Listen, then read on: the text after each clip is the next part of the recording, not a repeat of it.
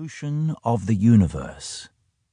Today, we can tell that story with a precision and scientific rigor that was unthinkable when Wells wrote. Wells was looking for unifying knowledge that links disciplines as well as peoples. All origin stories unify knowledge, even the origin stories of nationalist historiography.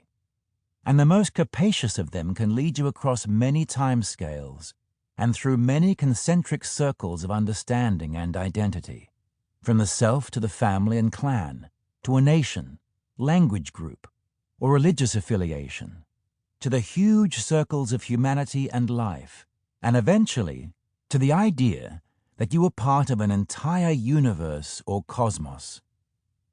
But in recent centuries, increasing cross-cultural contacts have shown how embedded all origin stories and religions are in local customs and environments.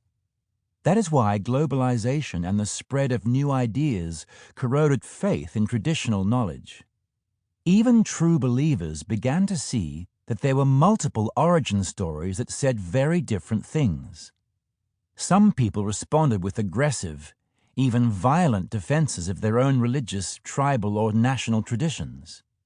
But many simply lost faith and conviction. And along with them, they lost their bearings, their sense of their place in the universe. That loss of faith helps explain the pervasive anomie, the feeling of aimlessness, meaninglessness, and sometimes even despair that shaped so much literature, art, philosophy, and scholarship in the 20th century.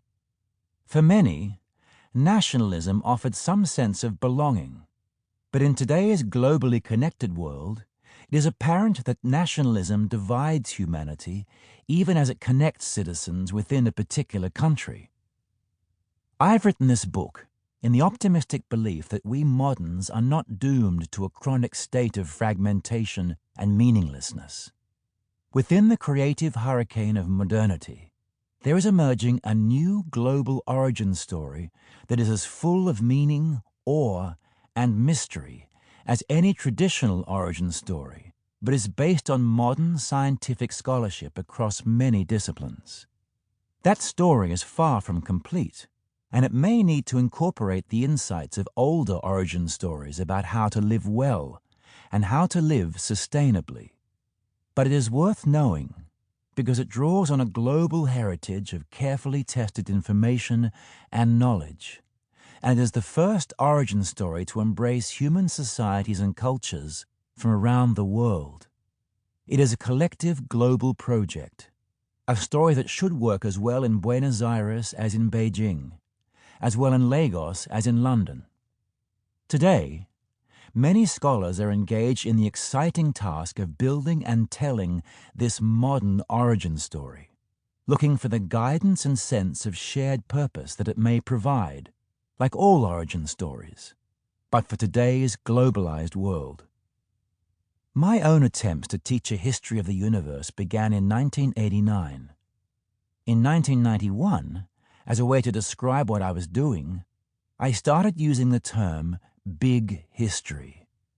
Only as the story slowly came into focus did I realize that I was trying to tease out the main lines of an emerging global origin story.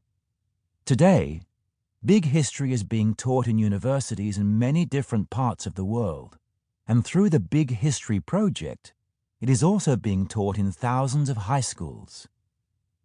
We will need this new understanding of the past as we grapple with the profound global challenges and opportunities of the 21st century. This book is my attempt to tell an up-to-date version of this huge, elaborate, beautiful, and inspiring story.